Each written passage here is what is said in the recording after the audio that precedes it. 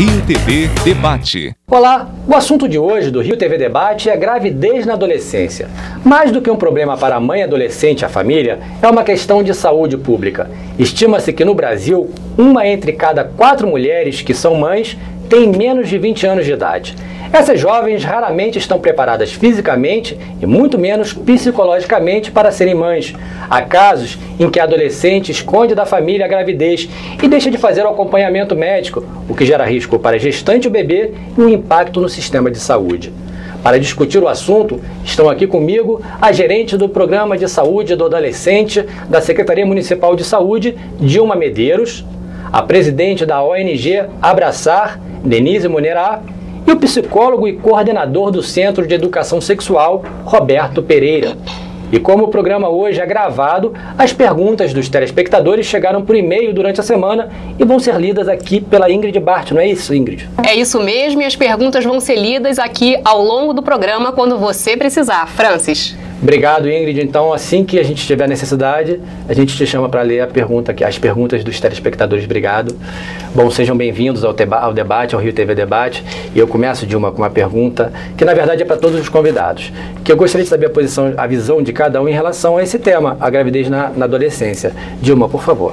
Boa tarde a todos e a todas que estão assistindo. Boa tarde a você. Gostaria de agradecer o convite. Esse tem sido um tema recorrente na Secretaria Municipal de Saúde, e a gente tem estudado isso ao longo durante muitos anos, feito pesquisa, e para a gente o que está acontecendo é o seguinte: a gravidez na adolescência vem diminuindo. Do ano de 2000 até agora, a gente tinha 20% dos nascidos vivos filhos de mães adolescentes, hoje são 16%, né, até 2006, e a gente na saúde procura trabalhar com a qualificação dos profissionais para acolher a gestante adolescente da melhor forma possível, sem julgamentos. O nosso papel é de acolher e prestar um bom serviço. Obrigado. Denise, tudo bem? Boa tarde, muito obrigada pelo convite.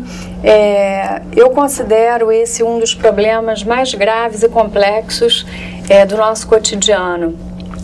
A ONG Abraçar tem uma proposta de acolhimento a essas meninas, oferecendo todo o apoio e orientação sobre as questões que elas trazem, que são questões bastante difíceis, né, para uma menina adolescente estar conseguindo realizar essa nova tarefa de ser mãe, né, e lidar com todas as dificuldades que permeiam essa nova situação. Obrigado. Roberto? Bom, no C2 nós temos a nossa ação ela é muito mais voltada à capacitação de recursos humanos, profissionais de educação, saúde e alguns trabalhos pontuais dirigidos diretamente a grupos, muitas vezes de jovens. E a nossa grande preocupação é a certa simplificação dessa questão da gravidez na adolescência. Quando se acha que apenas fazendo uma palestra ou fornecendo informações, essa gravidez ela vai ser postergada para o momento ideal. Na realidade, a gente sabe que a gravidez ela tem uma série de fatores que influenciam, inclusive, a própria biografia dessa adolescente, a história de vida, a história familiar, as expectativas de mundo. Então, o trabalho em relação à questão da gravidez na adolescência exige da gente muito mais do que apenas passar as informações, que são importantes, são necessárias, mas um trabalho de conhecer o que leva, o que incentiva, o que facilita que essa gravidez aconteça. Dizer, quais são os fatores que estão implícitos nessa questão e o que representa essa gravidez ou não representa essa gravidez para essa adolescente. E como é que a gente pode articular junto a ela, junto à família, junto à sociedade, uma reflexão profunda sobre o que leva a esse fenômeno das adolescentes, principalmente dos segmentos mais pobres da população, terem uma alta taxa de natalidade, indo frontalmente ao encontro, de encontro a toda uma tendência que é uma diminuição gradativa da taxa de fecundidade ou de gravidez nessa faixa etária. Obrigado. Dilma, você falou que estava caindo o número de mães adolescentes. Eu, durante a minha pesquisa, para começar aqui, para abrir o programa, eu tive muita dificuldade de encontrar estatísticas, de encontrar números. E o número que eu encontrei foi esse: uma em cada 4 mulheres seria mãe adolescente. Existem estatísticas confiáveis sobre essa questão? Existe. Como é que elas são feitas? Quem divulga? Na verdade, existe um banco de dados na Secretaria, estou falando do Rio de Janeiro, né? Isso. Na Secretaria Municipal de Saúde do Rio de Janeiro, que se chama SINASC, e nesse é o Sistema de Nascidos Vivos. Então, o Sistema de Nascidos Vivos aponta que de 2000 para cá, a gravidez na adolescência vem diminuindo. A questão da taxa de fecundidade da mulher brasileira como um todo vem diminuindo ao longo dos anos. E, como o Roberto falou, nas comunidades mais pobres, não diminuiu tanto quanto nas outras classes sociais. E a gente vê que a complexidade dessa questão fez com que a gente começasse a refletir sobre qual é o papel da saúde nesse atendimento, porque era muito fácil o profissional de saúde julgar e querer tratar aquela adolescente como se fosse seu filho, e não é esse o objetivo do profissional de saúde. Entendi, obrigado. Denise, e os pais, como é que eles devem tratar dessa questão com os filhos, já depois que já aconteceu? Depois a gente vai falar sobre a questão da prevenção, se é que é possível, como o Roberto falou que é complicado, mas... Na verdade, o que a gente observa é que conscientemente ou inconscientemente acaba que é uma escolha, né? Essa adolescente, de alguma forma, utiliza essa gravidez para conseguir obter alguma atenção, né? Para ter alguma, se reportar alguma relação de afeto, ter uma pessoa que possa realmente desenvolver esse sentimento, coisa que em alguns casos essas meninas vêm de alguma condição muito deficitária, não é? Algumas são vítimas de violência, então essa questão afetiva é uma questão muito forte. Por isso que eu considero importante esse trabalho que a gente faz desse apoio psicológico, né? De entender o porquê e tentar resgatar essa necessidade desse afeto e das relações com a família. Eu acho que o apoio da família, nesse sentido, é muito importante. Mas quando a gente está falando de uma classe social que tem privação em todos os aspectos, né, isso se torna um pouco mais difícil, né? Normalmente essas meninas estão repetindo uma história familiar, né? Normalmente elas são filhas de mães que foram adolescentes no momento em que elas foram geradas. Então, a gente tenta fazer esse trabalho de encontro com as famílias, desse resgate dos vínculos familiares, da aceitação, não é? E do tipo de apoio que a família pode dar, tanto do afeto, tanto da estrutura socioeconômica, enfim. A gente faz esse trabalho desse resgate desses vínculos familiares. E falando em apoio psicológico, como é que é feito esse apoio psicológico? Como é que é feito esse trabalho junto a essa mãe adolescente, a família? O interessante nessa relação é refletir, levar essa família e essa adolescente a pensar sobre essa gravidez. A gente sabe que é uma característica histórica da adolescência. Nós já fomos adolescentes também, a gente lembra um pouco como era e continua sendo assim. Somos imediatistas, nada atinge o adolescente pode tudo, está descobrindo o mundo, uma série e cada vez mais estímulos, mais coisas atraindo. Então o adolescente se sente poderoso. E uma tendência de quem sente que pode tudo, que deve tudo, que o tempo está correndo rápido demais, que tem que fazer acontecer agora, é exatamente aquela de fazer as coisas sem pensar. Então não é um hábito nosso, não é um hábito também da nossa sociedade, instigar, trabalhar essa capacidade nossa de pensar, de refletir, de fazer, planejar o mundo, planejar as nossas próprias vidas. Então, quando a gente chega nessa adolescente, ou nesse adolescente, porque a gente está falando da menina adolescente, mas a gente não pode esquecer também do pai adolescente. Quando a gente chega, a gente não pode chegar apenas como se estivesse chegando a um problema. A gente chegar a uma situação que vem sendo construída historicamente, de que forma nós podemos intervir para fazer que aquela família, aqueles adolescentes, o pai, a mãe, possam pensar o que representa essa criança.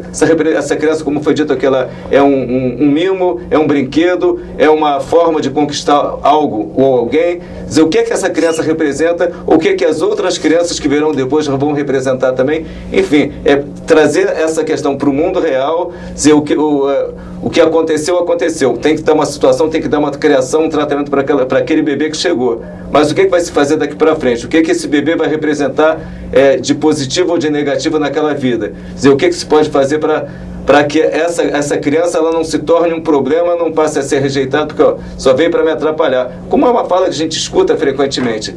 Para que esses filhos só vieram me atrapalhar, não adianta nada. Então, o processo de acolher, de ajudar a pensar, na verdade a gente não vai dar soluções, mas vai ajudar que essa menina ou esse menino possam pensar nesse fato, na situação dessa gravidez, e a partir daí ter elementos que possibilitem um planejamento futuro das suas vidas. Que também que essa gravidez não seja um trauma que não possa ser transposto. Vocês falam muito como se fosse uma atitude intencional, mesmo que às vezes recalcada, ou que estivesse ali escondida no subconsciente. Mas deve haver também muitos casos de mães que, pela própria mães e pais, né? Pela própria inconsequência da atitude, não saber, não medir as consequências daquele ato ali, e que acabam se tornando mães adolescentes. Acontece isso também, ou é só uma questão intencional do subconsciente? Não, com certeza acontece. Foi aquilo que eu disse. A informação, de uma forma geral, ela é disponível. Você perguntar, todo mundo sabe que a camisinha protege contra uma gravidez indesejada, protege contra doenças sexualmente transmissíveis. Isso já é um senso comum. Conscientemente, o discurso é esse. Mas entre esse discurso, entre essa fala e aquilo que efetivamente nós, me colocando também dentro desse bolo todo, com adolescentes, com famílias, com todo mundo, aquilo que nós sentimos, que nós aplicamos na nossa vida, existe uma diferença muito grande. Nem tudo que a gente fala é aquilo que a gente pensa, que a gente executa. Exatamente como é que a gente pode fazer essa aproximação? A gente pode dizer que essa gravidez indesejada ou essa gravidez precoce é muito mais uma gravidez impensada, porque na realidade é uma motivação, é um impulso, é uma assim, deixa dessa vez não acontece, na outra vez eu me protejo, ou dessa vez acontece porque eu quero, mas eu não sei bem porque que eu quero. Ou nem pensa nisso. Exatamente. Então, no momento, de que forma você trabalhar que esse impulso ele possa ser de alguma forma balizado por escolhas, que sejam efetivamente escolhas e não apenas impulsos. Então, na verdade, a gente acaba trabalhando muito mais com os impulsos do que com escolhas. É lógico que vai existir muitas meninas que vão engravidar porque querem engravidar, porque estão apaixonadas, ou o rapaz, ou o menino quer ser pai. Eu já vi adolescente com 13 anos, 14 anos, feliz porque eu sou pai, agora minha vida mudou. E tratando dentro das possibilidades deles da forma melhor possível aquele bebê. Então, nem sempre é um problema tão grande assim. Mas, de que forma a gente pode fazer que, efetivamente, essa situação seja uma situação pensada, avaliada e planejada para o futuro também. Porque, normalmente, quanto mais jovem essa menina é mãe, maiores são as possibilidades, pelo menos a minha prática tem mostrado isso, de outras gravidezes se sucederem uma logo em seguida da outra. Então, são meninas, eu tenho relação com meninas de 18, 19 anos com 3, 4 filhos. E com todos os impedimentos que, para a sua vida, para o seu crescimento profissional, intelectual, que isso implica também, as limitações. Depois até vou querer esmiuçar um pouco mais isso. Mas a Dilma queria falar alguma coisa. Eu queria falar o seguinte, que quando a gente fala de adolescência, a gente está falando de uma faixa etária. De que adolescência a gente está falando?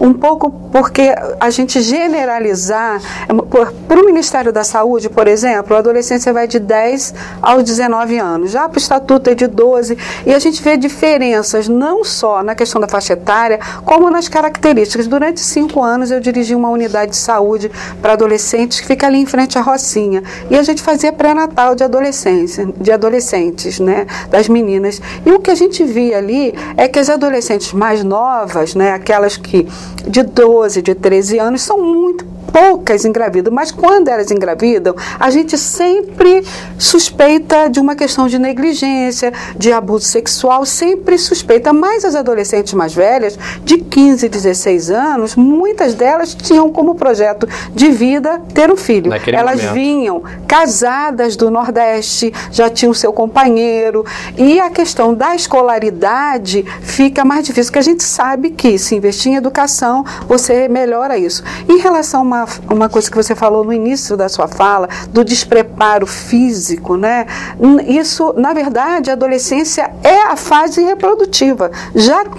O corpo já está preparado para a reprodução. E o risco de uma adolescente ter algum problema no parto é o mesmo de que uma não adolescente, se ela tiver algum problema de saúde como qualquer outra mulher. Claro que as adolescentes mais novinhas, mas são muito poucas aquelas que engravidam. Então, eu acho que a gente tem que pensar nessa diversidade, nas singularidades de quem é aquela adolescente que chega para mim que está grávida. Para algumas adolescentes, às vezes, a gravidez, a gente teve alguns exemplos lamentáveis nesse sentido, era uma saída para uma situação de violência vivida.